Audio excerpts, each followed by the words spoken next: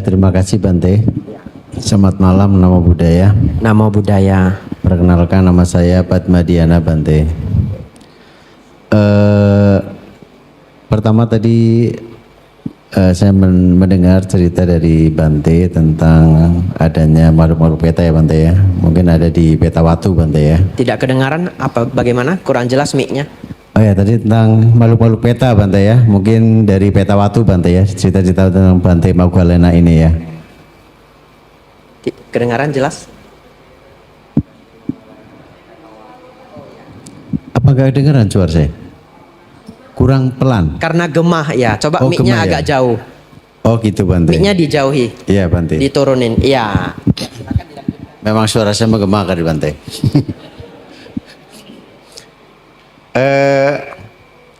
Kadang-kadang orang-orang ini kan takut dengan hantu Bante ya. Karena mungkin sebenarnya buat takut itu pikiran Bante. Misalnya kemarin ada, ya kalau saya cerita jadinya nanti pada takut pada ke WC misalnya kan. Kayak Cai Fong misalnya kemarin waktu pertama kali ke sini mendengar ada ketika kamar kecil ada orang menyanyi misalnya Bante kan. Padahal tidak ada orang menyanyi di situ kan. Jadi kan sebenarnya kalau begitu cerita begini jadi takut gitu ke kamar mandi gitu kan Bante. Padahal mungkin sih nggak ada apa-apa barangkali Bante ya. Jadi kan kadang-kadang ketakutan ini dibuat sugesti oleh pikiran sendiri.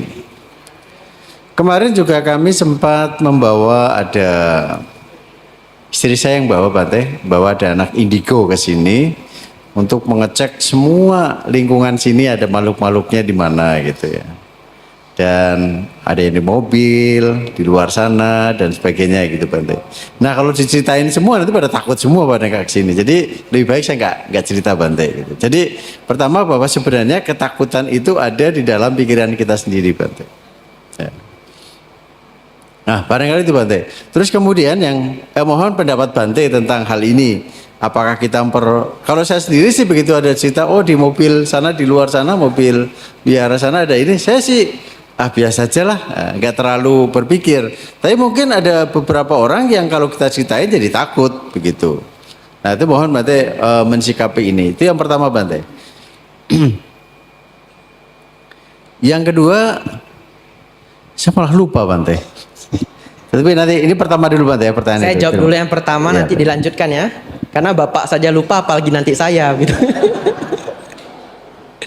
Ya Bapak Ibu Saudara, ini terima kasih diberi pertanyaan bagus ya. Karena memang betul, kalau tidak ditanya seperti ini kasihan Bapak Ibu ya. Sudah ketakutan kemudian ditinggal begitu saja. Nah, jadi ini berkat Saudara Anton ini ya. Kan pilih topiknya gaib begitu ya. Jadi sekarang jadi takut semua. Ya Bapak Ibu Saudara, tapi ini bercanda ya. Ya Bapak Ibu Saudara, saya kasih tips. Tips ini bagus sekali kalau mau dipraktekkan. Bagaimana cara agar tidak gampang takut hantu? Caranya adalah tolong jangan nonton film hantu. Iya. Karena ketakutan-ketakutan kita itu salah satu sugestinya itu dari film. Padahal film itu Bapak Ibu memang didesain agar menakuti Bapak Ibu, kan begitu? Kan hantunya tiba-tiba buer begitu ya. Kadang sudah pintunya sudah berbunyi. Kita pikir hantunya mau keluar ya. Hantunya nggak mau keluar. Orangnya masuk. Sudah masuk 3 menit baru buar begitu. Yang bikin terkejut itu sound system. Jadi dulu saya punya teman yang dia senang sekali nonton film hantu. Jadi dulu saya nggak tahu kalau sekarang ya. Dulu dia senang beli DVD bajakan ya, 1 biji 6.000. Nggak tahu di Samarinda ada atau enggak. Sekali beli 1 plastik gini banyak film hantu semua. Lalu saya tanya, kamu nggak takut nonton film hantu? Enggak, saya sampai ketiduran kata begitu. Ternyata dia curang Bapak Ibu. Dia nonton film hantunya cuma pakai subtitle, suaranya dia tutup. Pantesan ngerinya hilang begitu ya. Karena yang ngeri itu ternyata salah satunya sound systemnya. Dan saya pikir kalau Bapak Ibu ngajak hantu nonton film hantu, hantunya pun takut. Ya. Nah, karena film hantu itu didesain untuk menakuti kita. Nah, jadi kalau orang yang sangat takut hantu atau orangnya itu tidak punya sifat berani, jangan nonton film hantu. Stop. Lalu kalau teman lagi cerita hantu, kita menghindar gitu. Jangan dengerin. Pelan-pelan Anda akan berkurang rasa takutnya. Kemudian juga harus dipahami, hantu itu tidak semengerikan yang tapi tadi saya ceritakan ngeri-ngeri ya. Ya ini cerita yang ekstrim ya. Tapi seringnya yang kita dengar begitu ya. Kalau orang ketemu hantu, kadang dia juga nggak sadar kalau itu hantu. Sampai kalau sudah lewat. Ngerti maksudnya ya? Seperti di dapur ada orang tuanya mungkin seperti papa, seperti ayahnya. Jalan ke depan, ayahnya di depan. Lah tadi yang di belakang siapa? Nah itu sangat sering ya. Atau ada seperti sepupunya begitu. Nah kadang orang ketemu makhluk halus, dia juga tidak tahu itu makhluk halus. Karena makhluk halus tidak semuanya mengerikan. Dan kalau Bapak Ibu bertemu atau ada makhluk halus yang cari perhatian, ini bahasanya Bante Utamo. Jadi Bante Utamo menyarankan jangan menggunakan bahasa diganggu makhluk halus, tapi ganti saja makhluk halus cari perhatian, begitu ya. Kenapa dia cari perhatian? Ya mungkin iseng seperti anak-anak, atau mungkin dia butuh pelimpahan jasa. Jadi Bapak Ibu kalau melihat atau mendengar suara yang Bapak Ibu sudah yakin sekali itu bukan makhluk, sudah yakin sekali kalau itu adalah makhluk halus, Bapak Ibu pelimpahan jasa saja. Caranya bagaimana pelimpahan jasa? Duduk merenungkan semua kebajikan yang pernah dilakukan, kemudian baca etawata, itu ada di Parita Biru. Zaman sekarang Parita Biru sudah ada di HP, namanya My Parita, boleh di download. Bahkan ada audionya dari Bante Damadiro. Jadi bisa cari Parita etawata. Tapi kalau Bapak Ibu tidak ada Parita, boleh dihafal satu kalimat ini. Idang wo nyatinang hotu sukita hontu nyatayo. Ini kalimat untuk pelimpahan jasa. Sisanya pakai bahasa Indonesia. Contoh, semoga semua kebajikan yang telah pernah saya lakukan, baik di masa lampau maupun di masa sekarang, kebajikan ini melimpah pada makhluk halus yang ada di sekitar sini, atau mungkin makhluk halus yang tadi menampakkan diri. Semoga makhluk itu mendapatkan limpahan jasa kebajikan, terkondisi berbahagia, terkondisi lahir di alam bahagia.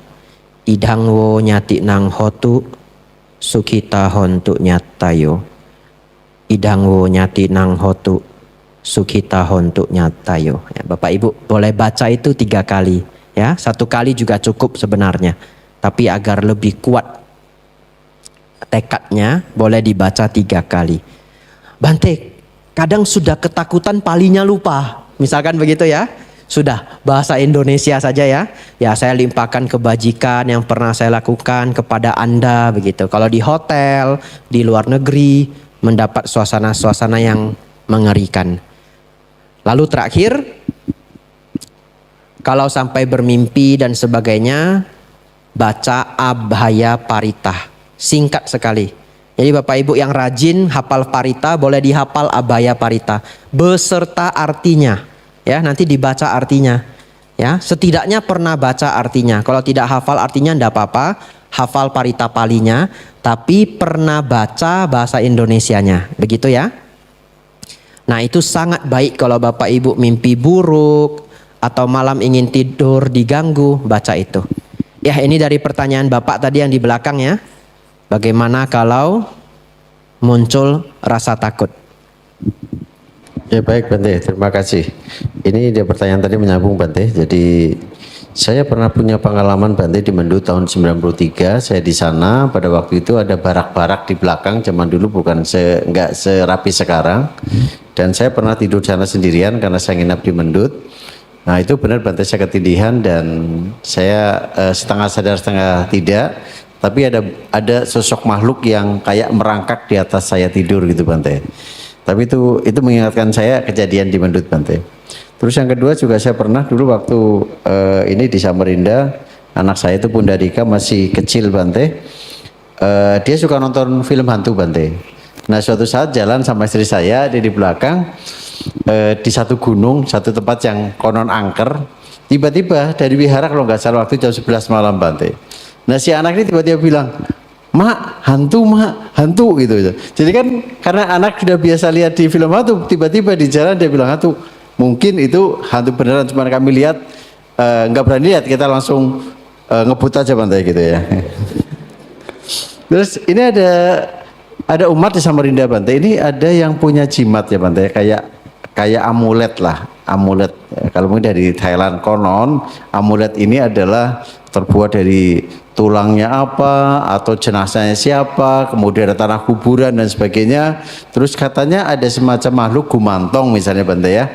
Gumantong itu konon menurut ceritanya saya lihat di internet itu adalah sesosok misalnya bayi yang digugurkan atau bayi-bayi yang meninggal tidak wajar gitu, kemudian diambil oleh biku yang punya tanda kutip punya kemampuan batin, kemudian dimasukkan ke dalam gumantong atau mungkin boneka-boneka yang kita kenal mungkin seperti spirit doll ya yang sekarang ini yang banyak orang dijual belikan Bante. Nah ini di Samarinda ada yang punya pada waktu itu setahun yang lalu dia bilang sudah punya 141 item gitu.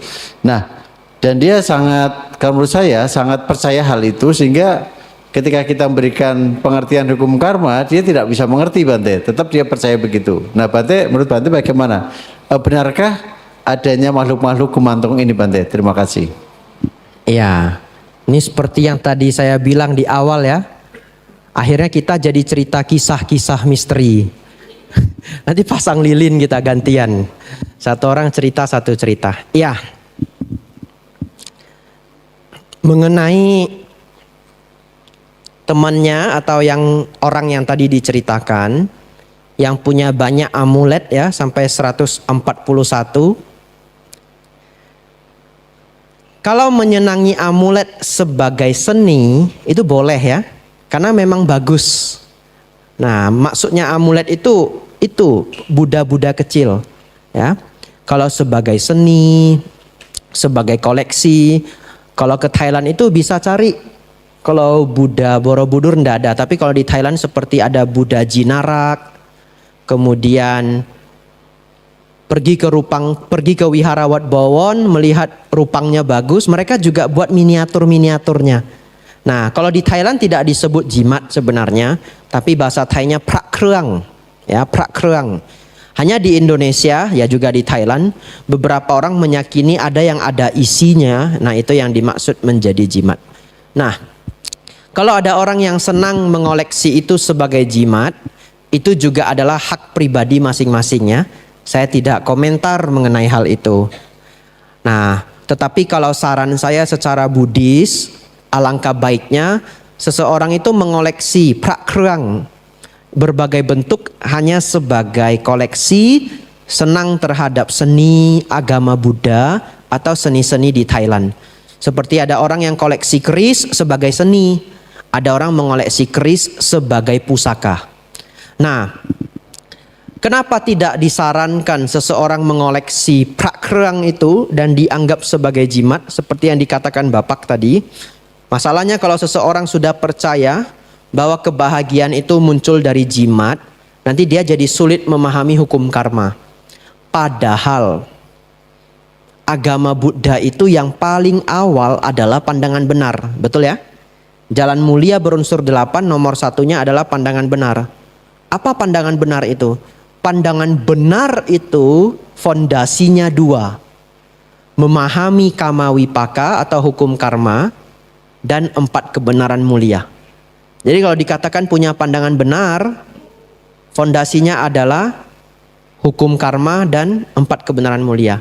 Nah, kalau seseorang jadi ragu akan hukum karma karena sudah terlalu percaya jimat, contoh, dia sudah tidak percaya kalau dia bisa jadi sukses itu karena berdana dan bekerja. Dia percaya dia bisa sukses kalau dia punya jimat A, punya jimat B, misalkan begitu. Atau dia sudah tidak percaya kalau dia bisa naik pangkat, itu karena dia kerjanya baik, etikanya baik, orangnya baik. Tapi dia percaya dia bisa naik pangkat kalau dia punya jimat A, jimat B, jimat C. Nah, itu menjadi keliru. Nah, kalau hukum karma, kalau seseorang sudah tidak yakin dengan hukum karma atau keliru memahami hukum karma, maka seluruh dhamma-dhamma lainnya itu runtuh. Coba renungkan. Kita sama-sama renungkan. Ada satu orang tidak percaya hukum karma. Bisa diceritakan dhamma yang lain? Gak bisa, saya buktikan. Kamu rawat sila supaya hidupmu bahagia. Ngapain? Karena dia tidak percaya hukum karma. Betul ya? Mau dia percaya neraka dan surga? Gak mau. Mau dia percaya kelahiran kembali? Belum tentu. Jadi orang kalau tidak punya pemahaman hukum karma yang benar, dhamma-dhamma yang lain runtuh semua. Nah, itu bahayanya kalau seseorang senang mengoleksi jimat dan menjadi keliru. Tapi saya ulangi ya, orang yang senang mengoleksi prakrang atau seni-seni dari Thailand, silahkan sebagai seni ya. Tapi kalau dia juga mengoleksi sebagai jimat, itu hak pribadi. Ya, kira-kira seperti itu ya Pak. Ya, anumodana. Ada lagi pertanyaan lain? Ya, silakan. Di sini ibu-ibu jarang bertanya atau tangannya kalah cepat. Nanti setelah ini tangannya standby ya. Begitu habis, angkat tangannya gitu. Terima kasih Bante. Saya boleh bertanya di luar dari apa yang Bante sampaikan mengenai hantu ini? Boleh, silahkan. Boleh, semuanya pun boleh ya Bante ya. Jadi begini Bante, ini tentang penasaran kita lah, ataupun penasaran saya sendiri ya. Tanggal 18 April yang lalu, SPD diisi oleh Samanera Dhammasiri-sam. Oke. Ada penyampaian yang benar-benar mengusik sekali Bante ya. Karena kebetulan ada pertanyaan lewat online menanyakan kepada Bante kenapa belum menjadi seorang biku padahal sudah menjadi seorang Samanera selama 20 tahun ya. Nah, oleh Samanera dijawablah bahwa dia sudah sering ditanya hal yang demikian dan juga sudah menjawab juga, dan juga sudah dia tulis di Facebook, di Facebooknya dia. Ya, memang benar ada postingan dia tanggal 26 November 2021 yang lalu. Hingga satu hari ini masih ada yang merespon Bante, walaupun sudah 23 minggu yang lalu lah, tapi masih ada respon yang komen yang diberikan kepada postingannya dia. Nah, di sana pertanyaan dari yang teman melewat online nanya kenapa tidak menjadi seorang biku aja, dijawabnya bukan dia yang tidak mau, tetapi STI yang tidak menyetujuin. Sebenarnya waktu itu boleh juga kita bertanya gitu loh, minta kenapa gitu loh. Jadi pertanyaan itu sebenarnya sangat mengganggu sekali gitu loh, pernyataannya dia. Karena sejujurnya kan biku kan sangat kurang sekali. Kenapa STI tidak menyetujui dia untuk menjadi seorang biku padahal sudah 20 tahun dia mengabdikan hidupnya untuk Dhamma. Nah, saya ngulik postingannya dia tanggal 26 November Bante. Di sana benar-benar dia tulis sangat panjang sekali. Kalau saya boleh mengatakan itu mendiskreditkan STI dan anggota Sangha. Ya. Ketika tulisan itu muncul, komentar banyak muncul Bante. Jadi sudah tidak nyaman lah bagi kami yang betul-betul meyakini bahwa selama ini ya STI maupun anggota Sangha, para biku itu baik-baik aja semuanya. Dalam postingan dia juga menulis bagaimana ada seorang biku yang tidak suka dengan dia. Malah dia menekankan kata membenci dia. Apakah ada hal demikian sampai seorang biku mempunyai sifat kebencian itu kepada Samanera? Ya, jadi itu betul-betul semua dia sampaikan ke dalam tulisan itu. Ya, menurut saya itu sangat mendiskreditkan. Tetapi bagi saya itu baru sepihak dari dia yang menyampaikan postingan tersebut. Hal yang sesungguhnya apa kita tidak tahu. Ya, mungkin ada di antara teman-teman saya di sini sudah ada yang tahu tetapi tidak menyampaikan atau menjelaskan, ataupun juga banyak yang tidak tahu Bante. Nah, apakah Bante berkenan untuk menjelaskan supaya kami ini juga tidak mempunyai persepsi yang salah tentang STI, tentang anggota Sangha, yang menurut kami adalah orang-orang yang punya, yang masih punya rasa kasih lah daripada benci. Jadi kalau memang Bante juga mengulik, saya yakin pasti para anggota Sangha juga mengulik postingan tersebut ya. Nah, mungkin kami bisa diberikan sedikit gambaran ada apa sebenarnya hal ini Bante. 20 tahun dibandingkan dengan dia membandingkan ada yang Samanera yang sudah menjadi biku hanya dalam waktu singkat. Kenapa saya tidak? Dia mengcompare ke sana. Ya, kami pun juga pasti berpikir sama juga gitu loh. Lah, komentar bermunculan semuanya, ada yang ya ada yang negatif dan positif lah, sampai menyerempet ke masalah materi di STI.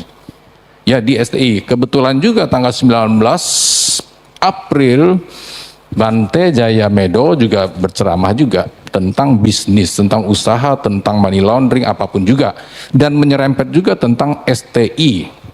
Ada juga orang-orang STI yang terlibat dalam masalah uang.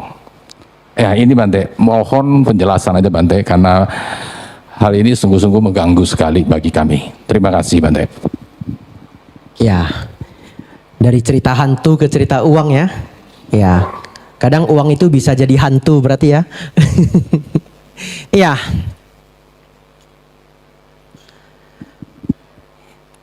Mengenai Samanera Dhammasiri, saya hanya pernah baca berita yang di-share di Buddhajin. Sisanya semua saya tidak pernah baca. Ya. Kenapa demikian? Pertama, saya sendiri tidak ada Facebook. Jadi kalau cari Facebook Bhikkhu Abhijato tidak ada. Saya tidak ada Instagram, ya maklum saya agak kuno gitu ya, karena itu bagi saya kurang, kalau saya pribadi habisin waktu, ya kalau saya pribadi. Tapi tentu ada orang yang bijaksana, dia bisa menggunakan itu sebagai media mengajar dhamma. Ya, untuk saya lebih senang begini, offline. Makanya artikel atau buku saya juga jarang membuat. Nah, oleh karena itu informasi mengenai ini saya termasuk yang sangat sedikit mengetahui. Apalagi saya baru pulang dari Thailand, ya. Tapi juga bukan berarti saya tidak tahu semuanya. Hanya mengetahui sesuatu itu ada kriterianya. Sesuatu walaupun benar tetapi tidak bermanfaat tidak diceritakan. Ini di dalam sutta ya. Sesuatu walaupun benar membawa manfaat boleh diceritakan. Sesuatu kalau tidak benar dan tidak membawa manfaat tidak boleh diceritakan. Dan sesuatu kalau tidak benar walaupun bermanfaat tidak diceritakan. Jadi dalam sutta Sang Buddha mengajarkan 3 hal tidak perlu diceritakan. Benar tidak bermanfaat tidak diceritakan. Tidak benar bermanfaat, tidak benar tidak bermanfaat tidak diceritakan. Yang boleh diceritakan hanya yang sudah benar bermanfaat pula. Nah, hari ini saya akan menceritakan yang sudah benar dan bermanfaat pula ya. Nah, selama saya menjadi biku, tentu ya, setiap biku itu punya sifat karakter yang berbeda. Jangan hanya biku. Bapak Ibu, di masyarakat 1000 orang 1000 karakter, betul ya? Ya, oleh karena itu ya biku juga banyak macam rupa. Kalau Bapak Ibu ketemu biku mungkin merasa bikunya tidak baik atau kurang baik, saran saya hindari. Kenapa demikian? Loh Bante, berarti ada biku yang jahat? Ada. Bagaimana biku yang jahat? Bante Dewa Data. Bante Dewadatta jahat enggak? Jahat, mau membunuh Sang Buddha. Tidak hanya mau membunuh. Bante Dewadatta ini dulu mau menjebak Sang Buddha. Bagaimana jebaknya? Pernah di forum, Bante Dewadatta ini tiba-tiba minta ke Sang Buddha. Sang Buddha, kenapa para biku tidak vegetarian saja? Kalau masih makan daging seperti ini, berarti Sang Buddha latihannya tidak tinggi. Itu di depan forum. Sang Buddha hanya menjawab, ya tidak perlu vegetarian. Sebegitu saja. Tapi di belakang itu Sang Buddha punya pemikiran. Kalau biku vegetarian, agama Buddha tidak bisa berkembang sampai jauh. Karena para biku tidak bisa mengembara. Para biku mengembara kan modal bowl saja patah. Umat memberi apa, makan apa. Dan di zaman dulu di India, orang bukan bawa makanan satu piring. Tapi kadang kita pindah patah di depan rumah. Di rumah itu orangnya masak apa, dia kasih 1 sendok, 2 sendok. Itu pindah patah di zaman dulu. Tidak memberatkan perumah tangga. Jadi saya pindah patah di depan rumah Bapak Ibu. Bante habis jatuh. Bante tunggu, begitu ya. Bapak Ibu pas hari itu masak daun ubi. Saya dapat daun ubi 1 sendok, begitu. Jalan lagi, agak jauh. Bante tunggu, dapat ubi goreng, begitu ya. Kalau saya vegetarian, misalkan sendok ke-9 dapatnya daging. 1 bowl itu tidak bisa dimakan, betul? Para biku tidak bisa mengembara. Agama Buddha tidak bisa sampai ke Tibet, ke Tiongkok, ke Taiwan, ke Jepang, ke Sri Lanka, ke Asia Tenggara. Tetapi Sang Buddha juga tidak mau para biku punya karma buruk. Jadi bagaimana? Makanan itu walaupun daging harus melewati 3 syarat. Ya, tidak saya jelaskan hari ini, nanti panjang. Tidak boleh mendengar makhluk itu dibunuh untuk yang makan. Tidak boleh mendengar makhluk itu dibunuh untuk kita. Tidak boleh curiga makhluk itu dibunuh untuk kita. Nah, daging dengan 3 jenis syarat ini, kalau memenuhi 3 syarat ini, daging itu tidak ada karma buruknya. Karena yang kita makan itu hanya makhluk mati, hanya mayat ibaratnya. Memang hewan yang sudah mati. Nah, jadi di zaman Sang Buddha pun, walaupun Buddha maha bijaksana, ada loh kerikil-kerikil yang terjadi. Ada oknum-oknum. Tidak hanya Dewadatta, ada juga Cak Bagya Bhikkhu. 6 biku yang bandel. Siapa yang pernah belajar Vinaya dengar Cak Bagya Bhikkhu? Atasilani mungkin pernah ya. Atasilani nggak belajar Vinaya. Ya, kan Atasila 8. Ya, nggak salah Atasilani, yang salah yang nanya ini. Ya, ada Cak Bagya Bhikkhu, 6 biku yang bandel. Saking bandelnya, ini bandelnya seperti ini. Satu hari ada seorang Bante yang tua. Bante, jubah Bante sudah rusak. Mau ndak saya mintakan ke pendana? Ada loh umat yang pawarana ke saya. Pawarana itu mengundang biku ya. Kalau umat pawarana, bikunya boleh minta barang yang perlu. Biku yang tua ini berpikir, ya sudah koyak-koyak jubahnya, sudah dijahit-jahit sana sini, sudah tua. Ya boleh, kata Bante yang tua ini. Nah, salah satu dari Cak Bagya Bhikkhu itu 6 biku bandel ya. Dia lantas berpikir begini. Kesempatan emas. Dia pergi ke pendana Dayaka, umat. Bu, itu Bante sepuh perlu jubah, perlu 2. Ini pinter dia. Perlu 2. Terus dikasih berapa? Kasih 1. Satu lagi bagaimana? Dia jual. Karena kain di zaman itu mahal luar biasa. Bukan kain di zaman ini, itu 2600 tahun yang lalu. Ya, jadi kalau ada biku-biku yang agak bandel begitu ya, itu sudah terjadi bahkan sejak Sang Buddha masih ada. Ya, bahkan Dewadatta berjuang untuk menjatuhkan nama baik Sang Buddha karena dia ingin naik sebagai kepala sangga. Nah, jadi mengenai kerikil-kerikil ini sudah terjadi sejak zaman Sang Buddha. Kalau saran saya ya mudah-mudahan hal seperti itu jangan dijadikan beban pikiran. Kalau saya sendiri, saya anggota STI ya. Saya sendiri anggota STI, tapi saya bergabung ke STI itu karena cita-cita STI. Jadi kalau kita baca di anggaran dasar STI, STI itu tujuan STI adalah, saya tidak bisa hafal kalimat pastinya ya, tapi adalah mendukung para biku untuk mempraktekkan Dhamma Winaya dalam pencapaian Nibbana. Itu yang saya ambil. Nah, jadi kalau ada masalah A, masalah B, masalah C, nanti boleh tanya atas Silani kalau kenal saya biku yang selalu tidak ikut. Serius. Ya, kenapa? Karena saya tidak mau stres. Contoh di yayasan. Sekarang yayasan terkena masalah pajak. Saya ndak ikut. Lalu kalau di wihara, kadang wihara Karakasabanya itu berantem. Atau Dayaka berantem. Bante, di sini begini-begini. Saya dengar saja. Ya, semoga nanti cepat selesai. Saya masuk kuti, saya ndak ikut. Ya. Saya ndak ikut, saya baca koran aja ndak. Jadi Bapak Ibu, Bante sekarang sudah, saya ndak tahu, saya ndak baca koran.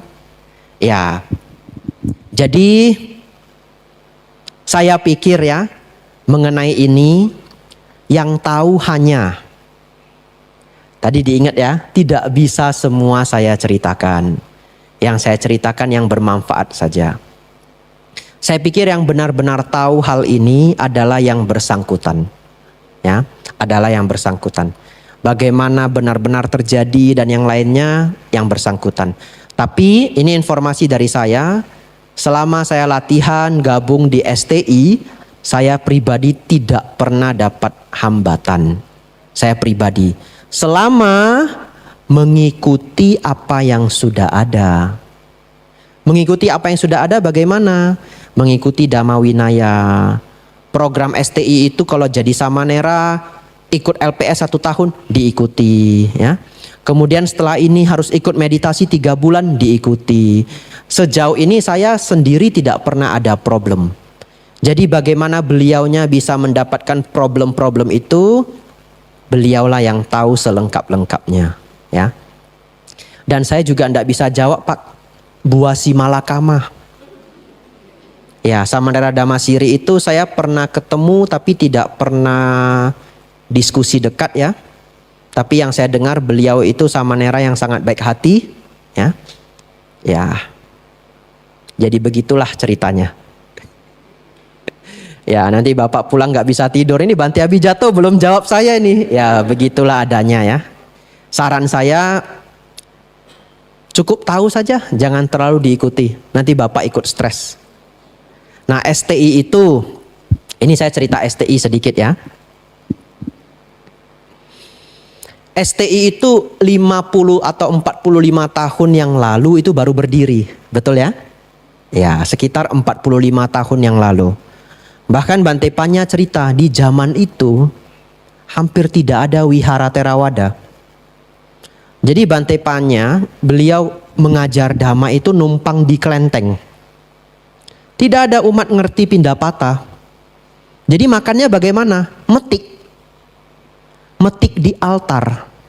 Kan di kelenteng orang sembahyang Sang Buddha. Ada apel, ada pir. Nah pagi-pagi itu minta ke karyawan wihara. Itu buahnya ada yang punya ndak?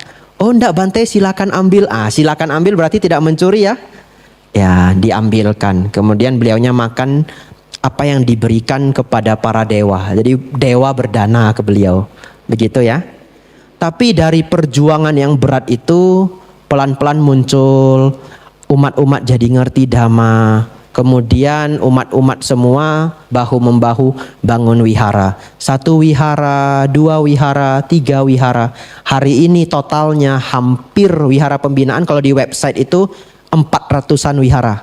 Tapi sebenarnya kalau dihitung itu 500 wihara. Lebih kurang wihara pembinaan. Bikunya hanya 107. Jadi sesungguhnya kalau kita renungkan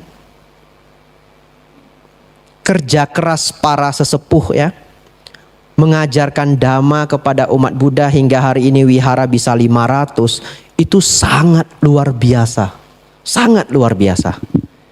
Nah, jadi tentu juga tidak mudah. Tidak mudah loh mengatur organisasi satu Indonesia. Serius, tidak mudah. Saya sendiri tuh sering diminta Biku Abijato membantu ya di organisasi. Tapi saya tahu itu aduh sangat sulit. Coba ini biar ikut stres. Masalah tanah saja sudah bingung. Umat yang dana tanah itu se-Indonesia, betul? Jadi untuk legalitasnya, notarisnya, kemudian arsipnya itu stres, itu kerjaan gitu. Ya, belum lagi operasional. Aduh, rumit sekali. Nah, jadi memang di organisasi itu tidak semudah kelihatannya. Oleh karena itu, sejauh yang saya lihat, karena saya ada di dalamnya, bagi saya STI sudah bekerja luar biasa baik. Dalam waktu 45 tahun, Dhamma bisa berkembang sedemikian luar biasa. Biku jumlahnya bisa 100 lebih ya. Nah, kalau masih ada hal-hal yang mungkin kurang pas bagi beberapa individu ya harap dimaklumi begitu ya, karena memang ini organisasi yang besar sekali. Bayangkan wihara di Samarinda begitu jauh dari pusat, ada biku pembinaan begitu. Ya. Jadi ya mudah-mudahan masalah sama Nera Damasiri nanti bisa happy ending. Itu saja doa saya ya, harapan baik saya. Ya begitu ya. Ya anumodana untuk pertanyaannya. Ada lagi yang ibu-ibu ingin bertanya? Satu orang kalau mau terakhir. Ya silakan Bu. Ya walaupun sudah lewat waktu diberi kesempatan.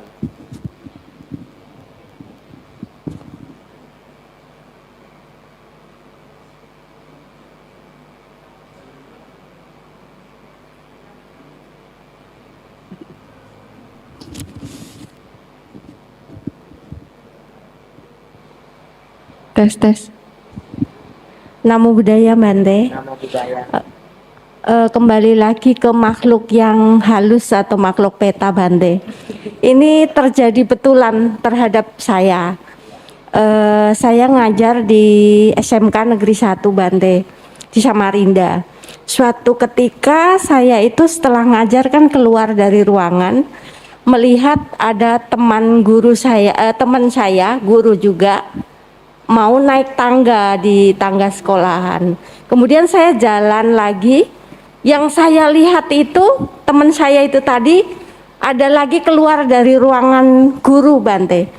Jadi saya lihat satu orang menjadi dua gitu. Kemudian saya kaget, loh yang saya lihat itu tadi siapa gitu. Akhirnya saya tanya, ibu tadi di sana? Enggak gitu. Nah ini kejadian ini sering Bante. Bahkan beberapa hari kemudian ada lagi teman saya lihat guru juga yang menyerupai teman lagi, katanya sedang di ATM mau ngambil uang. Padahal teman saya ini tadi katanya masih di rumah gitu loh. Jadi sempat beberapa hari sebelum liburan ini, Lebaran ini kita bahas hal gitu. Akhirnya saya menjadi ketakutan jika suatu saat saya ini menjadi orang seperti tadi lagi, seperti itu tadi menjadi dua, bagaimana gitu. Ada ketakutan seperti itu Bante. Nah pertanyaan saya Bante, yang menyerupai tadi itu makhluk apa ya Bante, kok bisa menyerupai manusia gitu? Terima kasih Bante. Ya, saya pikir itu makhluk peta yang cari perhatian tadi ya. Ya, kadang iseng saja, kadang bisa iseng saja, atau kadang dia cari perhatian untuk minta dibantu, ya. Tapi kadang juga bisa iseng saja. Saya pikir tidak perlu terlalu dikhawatirkan. Itu kalaupun ibu ketemu pengalaman seperti itu, kayak nggak ada aja gitu. Jadi kayak merasa nggak ada apa-apa gitu, santai saja gitu. Nah nanti kalau kita semakin menunjukkan ketakutan, bisa semakin diganggu. Jadi tenang saja, santai saja. Kalau ibu mau pelimpahan jasa boleh ya. Kadang pelimpahan jasanya mau ketika di wihara juga boleh. Jadi ketika di wihara kita boleh pelimpahan jasa ke dia. Loh, bisa sampai enggak Bante? Bisa. Kenapa bisa sampai? Karena makhluk halus itu makhluk batiniah. Makhluk batinia itu bisa merasakan batin kita. Saya kasih contoh, manusia sendiri adalah makhluk batinia. Tetapi batin kita jarang kita pakai, jarang kita asah. Karena kita lebih banyak pakai fisik. Saya kasih contoh. Kadang ada keluarga kita, misalkan anak. Ini kisah nyata, papa saya dulu pernah ke Tapanuli Selatan. Saya di Medan. Tapanuli Selatan itu jauh sekali.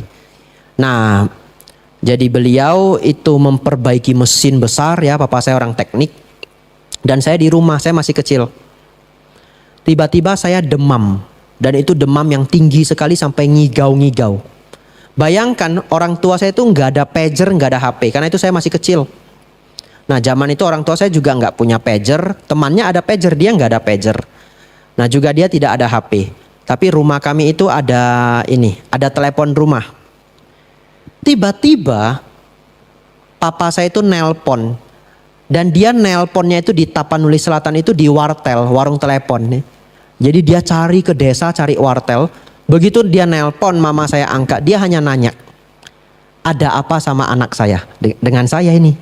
Karena dia ternyata sudah gelisah 1-2 hari. Gelisah luar biasa. Baru mama saya bilang dia demam. Tapi karena saking gelisahnya papa saya, dia yakin kalau ini demamnya ini bukan demam biasa. Dari Tapanuli Selatan dia langsung pulang ke Medan. Dan ternyata begitu saya dibawa ke dokter, dokternya marah. Karena temperatur saya terlalu tinggi. Dan anak-anak itu kalau demamnya terlalu tinggi itu bisa step. Atau bisa jadi bodoh. Nah jadi untung dulu papa saya pulang. Kalau enggak sekarang saya bodoh-bodoh gitu ya. Nanti ditanya, apa maksudnya tadi bu? Ah gitu. Terus saya nggak diundang lagi kemari ya. Lama bantenya ceramahnya lelet begitu. Ya, jadi bagaimana saya di Medan, papa saya di hutan di Tapanuli Selatan, dia bisa merasakan anaknya itu sakit. Itu karena manusia pun makhluk batiniah. Kalau kita cerita batin, jarak itu sudah tidak masalah. Tapi dari batin ke batin. Saya yakin yang hadir di sini ada yang pernah punya pengalaman mirip-mirip seperti itu. Nah, jadi kalau ibu punya pengalaman seperti itu di sekolah, barangkali di tempat lain ya, tenang saja, boleh baca parita di dalam hati, baca Namo Tassa Bhagavato Arahato Sama Sambuddhassa dalam hati. Kalau nggak ada orang, ibu agak takut, baca, ucapkan keluar suara. Kadang makhluk itu begitu tahu kalau ibu itu umat Buddha, dia nggak mau ganggu. Ya, karena dia tahu umat Buddha itu yang punya sila, punya moral itu dilindungi para dewa. Jadi kadang mereka tidak mau ganggu. Namo Tassa Bhagavato Arahato Sama Sambuddhassa begitu. Nah, tapi ketika ada di wihara, ibu mau pelimpahan jasa ke makhluk itu silahkan. Itu caranya ya. Ya, itu pengalaman yang wajar. Ya. Saya pikir habis ya. Besok kita satu pelajaran lagi. Ini sudah malam ya. Ya kita tutup saja. Ya anumodana untuk semuanya.